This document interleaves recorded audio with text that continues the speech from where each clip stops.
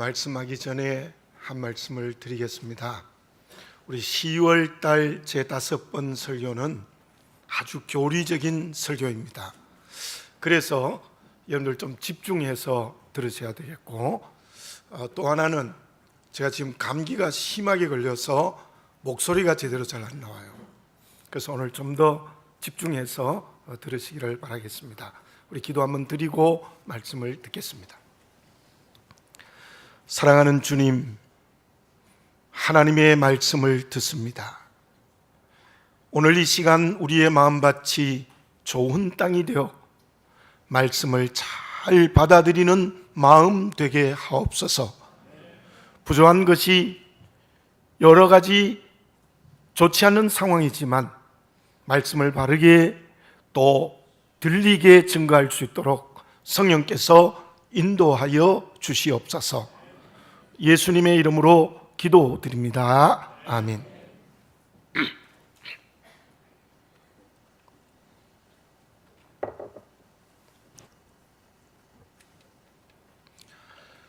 얼마 전에 한밤에 잠이 오지 않아서 생명의 삶 9월호를 첫날부터 쭉 이렇게 읽어보았습니다. 그런데 9월 5일에 한홍 씨가 쓴 거인의 발자국이라는 글 가운데 C.S. 루이스의 말을 인용을 하였습니다. 교만한 사람은 언제나 아래를 내려다보는데 급급한 나머지 자기 위에 계신 분을 보지 못한다는 말이었습니다. 저는 그 C.S. 루이스의 말을 듣는 순간 제 머리에 망치를 얻어맞은 것 같은 느낌을 받았습니다. 왜냐하면 그 교만한 사람은 바로 나의 모습이었기 때문입니다. 저는 스스로 질문하지 않을 수 없었습니다. 교회의 주인이 너냐? 너 인생의 주인이 너냐? 모든 것이 하나님께로부터 오는데 왜 너 자신에게로부터 온다고 생각하는 교만에 빠져 있느냐라는 질문을 그 말 앞에 하지 않을 수 없었습니다. 믿음이 무엇입니까? 믿음이라는 것은 어떤 사람이나 생각과 가치나 사상과 윤리에서 찾을 수 있는 게 아닙니다. 믿음의 뿌리는 언제나 하나님께로부터 시작해야 됩니다. 하나님께로부터 시작하지 아니하는 믿음은 없습니다. 그러므로 믿음의 주인은 오직 하나님이십니다. 다른 어떤 것도 끼어들 수가 없는 것입니다. 지난 주일에 말씀드린 대로 믿음이라는 것은 하나님이 나에게 주신 은혜에 대한 응답이라고 말할 수 있습니다. 오직 은혜가 하나님이 우리에게 주신 것이라면 오직 믿음은 내 편에서 응답하는 것입니다. 여기에서 우리가 먼저 생각해야 할 것이 있습니다. 구약 성경에서 율법이 먼저입니까? 복음이 먼저입니까? 물론 어떤 학자들은 창세기 3장 15절을 통해서 복음이 먼저라고 말하고 있습니다. 그러나 더 분명한 것이 있습니다. 율법은 모세로부터 주어진 것입니다. 그러나 믿음은 아브라함에게서 시작되어졌습니다. 모세가 먼저입니까? 아브라함이 먼저입니까? 분명히 구약 성경의 중심도 복음이 먼저입니다. 복음인 믿음이 구약 성경의 중심이라고 말을 할 수 있습니다. 창세기 15장 6절에 이러한 말씀이 있습니다.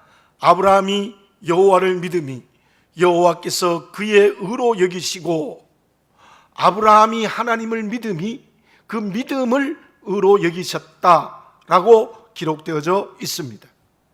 그렇습니다. 구약 성경의 중심도 복음이 먼저입니다. 믿음이 먼저입니다. 율법이 먼저가 아닙니다. 행함이 먼저가 아닙니다. 그 아브라함의 뒤를 이어간 믿음의 교리는 하박국에서 발견됩니다. 하박국은 사회 부조리와 이방인의 세력에 대하여 의문을 품었습니다. 그래서 두 번이나 하나님께 질문을 합니다. 왜 의인이 악한 사람들에게 고난을 당해야 합니까? 왜 택한 백성이 이방인들에게 침략을 당해야 합니까? 그때 하나님이 하박국에게 대답하신 말씀이 하박국서 2장 4절의 말씀입니다. 보라, 그의 마음은 교만하며 그 속에서 정직하지 못하나 의인은 그 믿음으로 말미암아 살리라. 그 말씀을 오늘 읽은 로마서 1장 17절에서 바울이 그대로 인용을 합니다. 바울은 철저하게 구원의 길은 하나님의 은혜를 받아들이는 오직 믿음에 있다고 분명히 말씀하고 있는 것입니다. 아브라함, 하박국, 그리고 바울, 그리고 그 바울을 이어온 사람이 바로 종교개혁을 했던 루터입니다. 루터는 오직 믿음을 아주 강하게 주장했습니다. 그는 성경을 읽고 있다가 그 당시 로마 캐토릭이 믿음의 교리와 모순됨을 발견합니다. 고행도 수없이 했습니다. 빌라도 계단을 무릎으로 꿇어 올라가다가 마지막 계단에서 그는 탄성을 지릅니다. 오직 의인은 믿음으로 살리라. 그곳에서 우리 개신교가 시작되어진 것입니다. 기독교의 정통 오직 믿음의 교리는 아브라함과 하박국, 그리고 바울, 좀 더 상세하게 말씀드린다면 아우구티누스, 그리고 루터와 칼빈입니다. 이 맹맥한 오직 믿음의 교리가 우리 교회의 역사 속에 흐르고 있는 것입니다. 오직 믿음은 개인의 주장이 아닙니다. 어떤 시대의 한 번으로 끝나는 유행이 아니에요. 이론이나 사상도 아닙니다. 하나님의 말씀 중심입니다. 어떤 환경과 시대에도 변치 않는 절대적 진리입니다. 우리가 구원 얻은 것은 하나님의 은혜 앞에서 그 은혜를 받아들이는 믿음의 응답에서 이루어진 것입니다. 다른 방법으로 구원 얻는 길이 없습니다. 오직 믿음으로만 구원과 영생의 길을 걸어가게 된다는 것을 다시 한번 확신하고 분명하게 하시는 저와 여러분들이 되어져야 될 줄로 믿습니다. 그러면 하나님의 은혜를 받아들이는 믿음의 정의가 무엇입니까? 앞에서 말씀드린 것을 좀 더 구체적으로 말씀드리겠습니다. 몇 년 전에 미국에 있는 링컨이라는 자동차 회사가 그 회사를 되살리는 프로젝트를 실시했습니다. 그 일을 맡았던 컨설팅 회사의 창업자가 쓴 센스 메이킹이라는 책을 읽어보았습니다. 그 책에 이런 말이 있습니다. 사자를 알고 싶으면 동물원에 가지 말고 초원으로 가야 한다. 사자를 알기 위해서는 사람이 인위적으로 가두어 놓은 동물원에서 사자의 진짜 모습을 알 수 없다는 거예요. 사자의 진짜 모습은 어디에서 알 수 있느냐? 바로 초원에서 마음대로 뛰고 먹고 살아가는 그 사자가 진짜 사자라는 것입니다. 그 말은 경영에 적용되는 말이었습니다마는 저는 그 글을 읽으면서 그 말이 믿음에 적용된다는 생각을 했습니다. 믿음이 무엇입니까? 믿음이라는 것은 동물원에서 찾으면 안 됩니다. 믿음은 초원에서 찾아야 됩니다. 무슨 뜻입니까? 믿음은 세상적인 방법으로, 인위적인 방법으로 절대로 믿음을 알 수가 없다는 거예요. 믿음은 오직 성경에서 찾을 때 제대로 된 믿음을 찾을 수 있다는 것입니다. 첫째로 믿음의 부정적인 면을 보겠습니다. 에베소서 2장 8절에 이러한 말씀이 기록되어져 있습니다. 제가 다시 한번 읽겠습니다. 너희는 그 은혜에 의하여 믿음으로 말미암아 구원을 받았으니 이것이 너희에게서 난 것이 아니요 하나님의 선물이라. 9절에서는 행위에서 난 것이 아니니 이는 누구든지 자랑하지 못하게 함이라. 자, 8절에 보면 이 믿음은 너희에게서 난 것이 아니다 그랬습니다. 또 9절에서는 행위에서 난 것이 아니다 그랬습니다. 너희에게서 난 것, 행위에서 난 것, 그것은 전부 사자를 동물원에서 찾으려고 하는 방법입니다. 유교는 훈련을 통한 선을 말합니다. 15살이 되면 지학이라고 해서 학문의 뜻을 두고 또 20살이 되면 30살이 되면 쭉 나가다가 70이 되면 종심소욕 분류구라고 합니다. 법구자를 쓰는데요, 무슨 뜻인가 하면 70이 되어서는 선을 많이 훈련했더니 마음대로 행동해도 법의 테두리를 벗어나지 않았다라는 것. 정말 윤리와 도덕을 훈련해서 이루어진다고 말한 것이요. 그러나 믿음은 절대로 그러한 선이 아닙니다. 불교는 행을 강조합니다. 전생의 행이 지금의 삶을 결정하기 때문입니다. 믿음은 그러한 불교의 행도 아닙니다. 철학자들이 말하는 어떤 사상도 아닙니다. 이데올로기도 아닙니다. 그러한 모든 것과 구별되는 것이 믿음이라는 의미에서 에베소서 2장 8절에서 9절이 말하는 것이 너희에게서 난 것이 아니요 행위에서 난 것이 아니라고 말했습니다. 그렇다면 믿음의 긍정적인 것은 무엇입니까? 로마서 3장 23절과 24절을 제가 다시 한번 봉독해 드리겠습니다.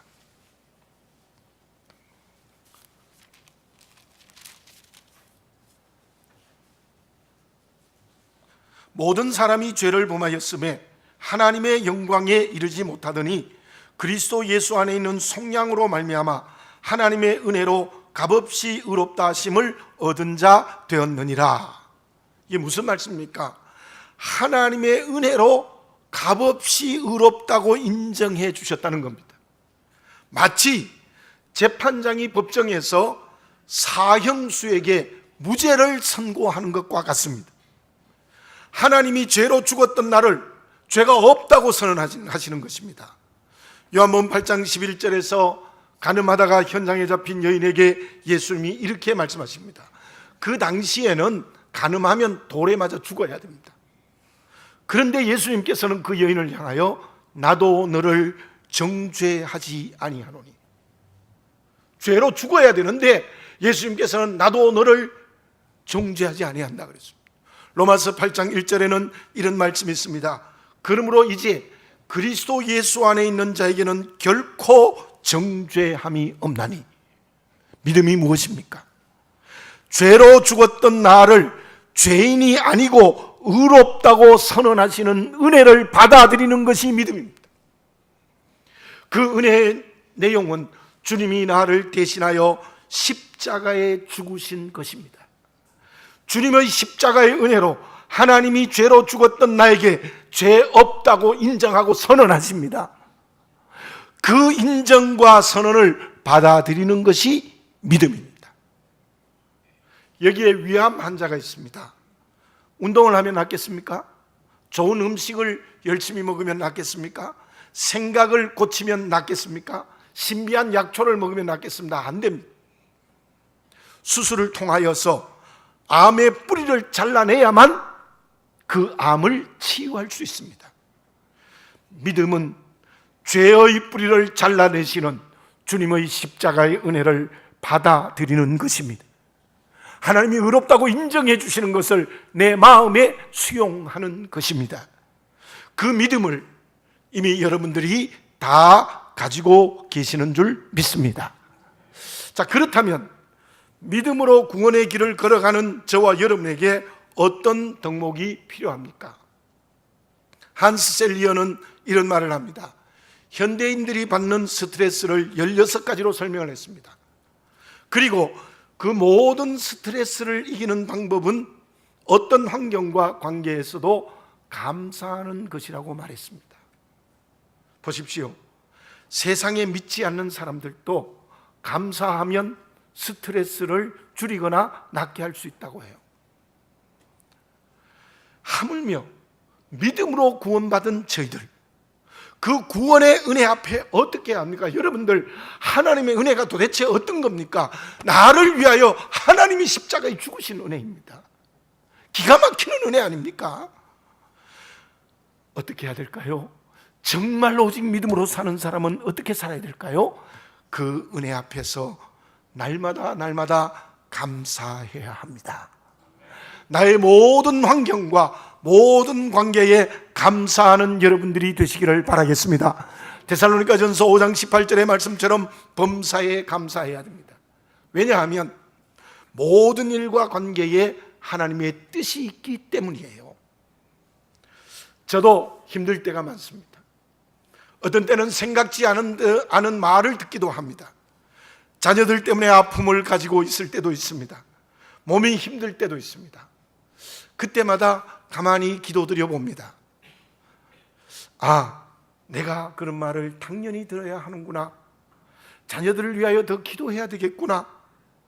나이가 되니 일을 많이 하면 약할 수밖에 없지 않냐? 그러면서 제가 하나님 앞에 감사하게 됩니다. 그때가 되면 나도 모르게 하나님의 손을 잡게 되고, 하나님의 손을 잡으면 나도 모르게 눈물이 날 때가 있습니다. 그런데 그때의 눈물은 원망의 눈물이 아니라 감사의 눈물입니다. 왜 바울과 실라가 서론 앞에 태장을 맞고도 깊은 지하 감옥에서 쇠사슬에 매여 있으면서도 하나님께 감사의 기도와 감사의 찬양을 불렀겠습니까? 그 환경과 그 관계 속에 하나님의 뜻이 있었던 것을 믿었기 때문입니다. 왜 이스라엘 백성들은 만나와 메추라기를 주시고 구름기둥과 불기둥을 주시고 온갖 것을 주시는 은혜 앞에 원망했습니까? 그 일에 주시는 하나님의 뜻을 믿지 못했기 때문입니다. 다시 한번 생각해 봅시다. 하나님이 죄와 죽음에서 우리를 은혜로 구원하셨습니다. 그 믿음이 있습니까? 그 믿음이 정말로 있습니까? 그 믿음이 있다면 감사로 우리의 삶에 나타나야 될 줄로 믿습니다. 십자가의 은혜를 받아들이는 믿음이 있는데 불평이 가득하다면 그 사람은 오직 믿음으로 사는 사람이 아닙니다. 삶의 자리에서 크고 작은 은혜를 주시는데 원망하고 있다면 오직 믿음으로 사는 사람이 아닙니다. 진정 하나님이 주시는 은혜 앞에서 오직 믿음으로 사시는 여러분들이 되시기를 바라겠습니다.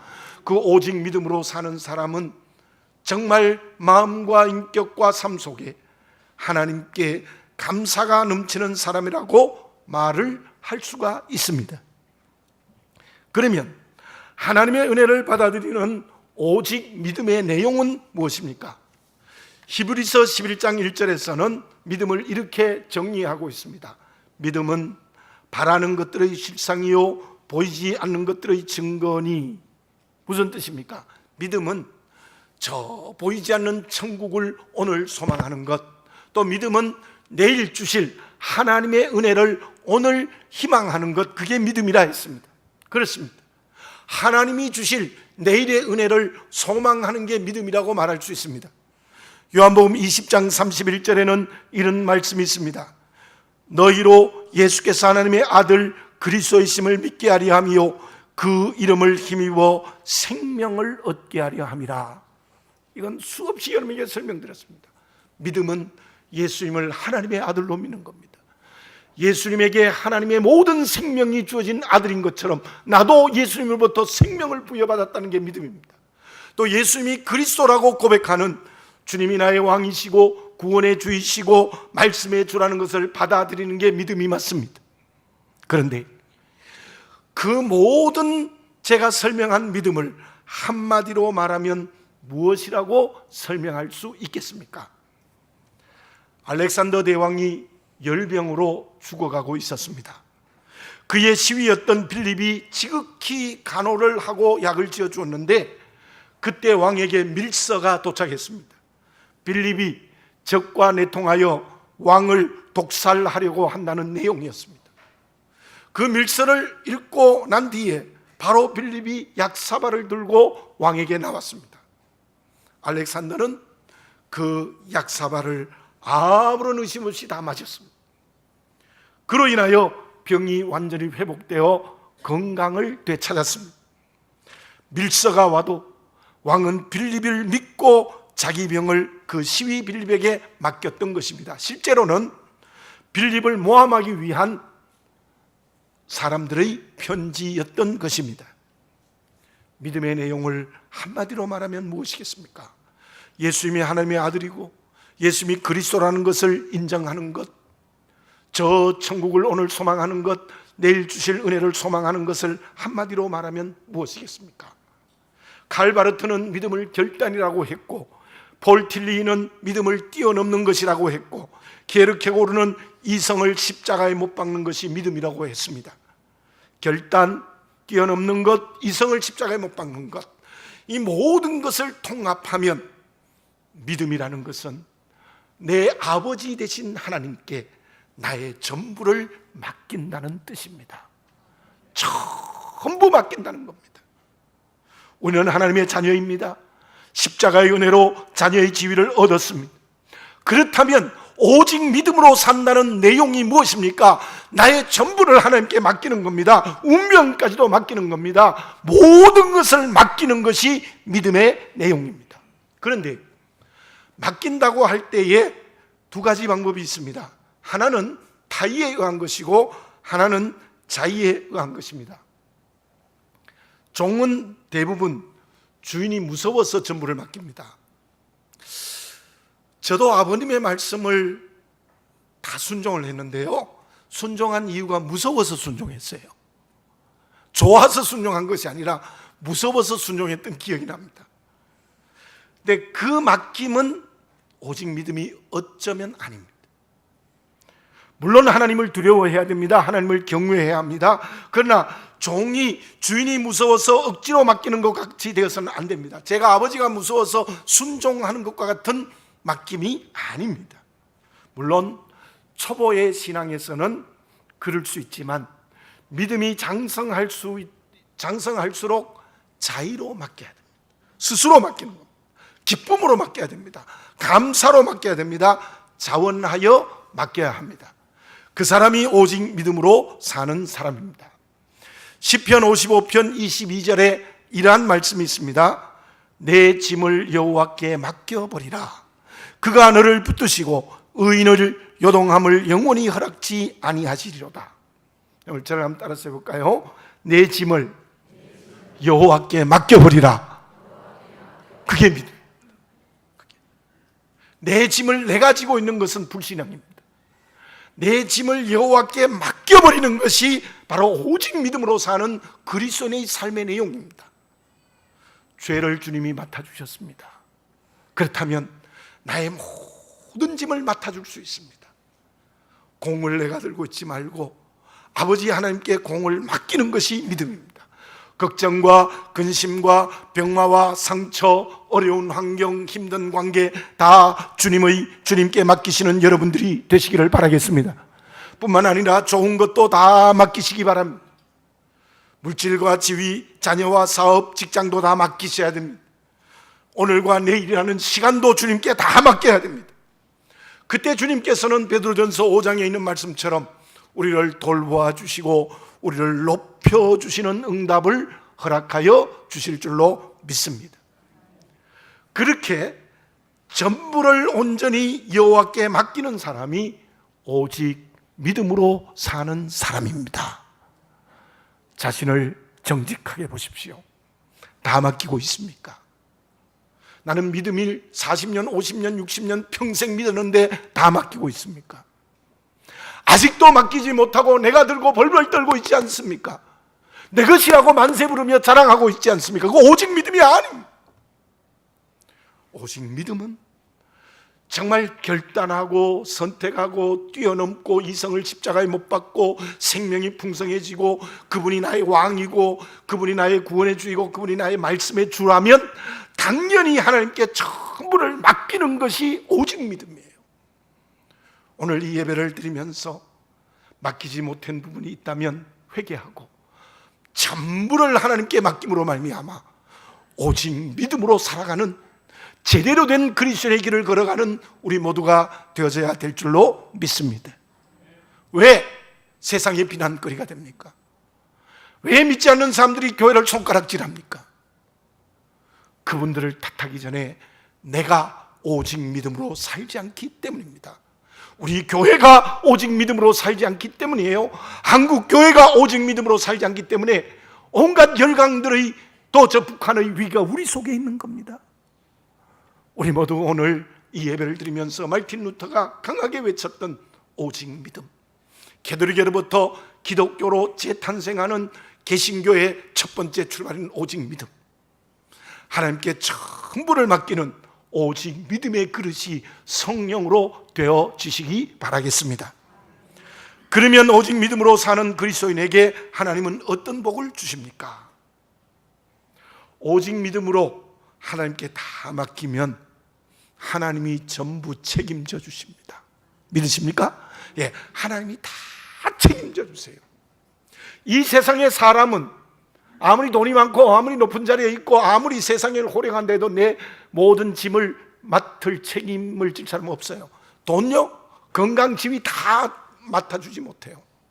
그러나 하나님께 전부 맡기면 전능하신 하나님께서 전부 책임져 주십니다.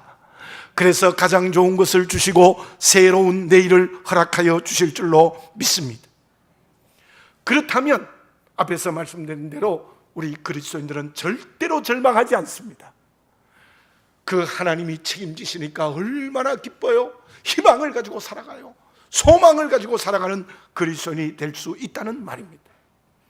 하나님이 책임져 주시고 그 하나님이 소망이 될 때에 비로소 우리는 하나님이 내게 맡기신 사명의 길을 걸어가게 됩니다. 보십시오. 모세는 믿음으로입니다. 믿음으로 히브리서 11장을 보면 모세는 믿음으로 백성을 출애굽시키고 광야로 인도하는 사명을 감당했습니다. 본문의 말씀을 기록한 바울은 믿음으로 지칠 줄 모르는 복음 증거의 사명을 감당했습니다. 저와 여러분들 오직 믿음의 그릇이 됩시다. 그러면 반드시 주님의 일을 하는 사명의 그릇이 될 수 있을 줄로 믿습니다. 주의 사명을 받아 그 사명을 감당하는 길이 진정 복 있는 인생이 된다는 것을 기억하시기 바라겠습니다. 진짜 복이 어디에 있느냐? 오직 믿음에 있습니다. 어떤 사람이 이런 말을 했습니다. 누군가를 사랑하는 이 일은 존재가 통째로 섞이는 일이다. 사랑하면 네가 내 안에, 내가 너 안에 이렇게 통째로 섞이는 것이다. 오직 믿음은 주님을 사랑하게 됩니다. 주님은 나를 더 사랑하게 됩니다. 그래서 주님이 내 안에 있고 내가 주님 안에 있습니다. 진짜 오직 믿음에 서면 주님과 나와 통째로 하나가 되는 역사가 일어날 줄 믿습니다. 그것보다 아름다운 사랑은 이 세상에 없습니다. 오직 믿음으로 그렇게 주님과의 사랑을 아름답게 피어나고 이루어 가시는 행복한 그리스도인의 길을 날마다 걸어가시기 바랍니다. 기도드리겠습니다. 사랑하는 아버지 하나님, 나를 다시 한번 보게 해 주시옵소서. 주님이 십자가에서 내 죄를 대신 주시는 은혜로 말미암아 나를 죄와 죽음에서 구원하셨다는 것을 받아들이는 믿음의 그릇이 되게 해 주시옵소서. 그 믿음의 길을 걸어갈 때에 하나님이 주신 온갖 말씀을 믿고 살아가는 저희들 되게 해 주시옵소서. 어떤 때는 말씀대로 선택하고 말씀대로 결단하고 말씀대로 이 세상을 뛰어넘고 말씀대로 이성을 십자가에 못 박고 주님이 주시는 생명을 풍성하게 공급받고 주님이 내 인생의 주인이요 구원의 주여 말씀의 주이라는 것을 믿고 살아가는 저희들 되게 해 주시옵소서. 그러므로 우리의 모든 것을 주님께 맡기게 해 주시옵소서. 내가 붙들고 있지 말고 오직 나의 주이신 예수님께, 하나님께, 성령에게 전부를 맡길 수 있게 해 주시옵소서. 좋은 것도 맡기고 어려운 것도 맡기고 근심과 걱정, 병마와 상처도 맡기고 물질과 지위와 자녀와 사업과 직장도 맡기고 오늘과 내일의 시간도 맡기게 해 주시옵소서. 그리하여 하나님이 책임져 주시고 하나님이 소망을 주실 때에 우리가 사명의 길을 걸어가게 될 줄로 믿습니다. 사랑하는 아버지 하나님, 오직 믿음으로 예수님이 내 안에 계시고 내가 예수님 안에 있는 참 사랑을 피워가는 행복한 그리스도인이 되게 해 주시옵소서. 우리 개신교의 출발은 오직 믿음입니다. 우리가 다시 한번 오직 믿음으로 살아가게 하여 주시옵소서. 예수님의 이름으로 기도드립니다. 아멘.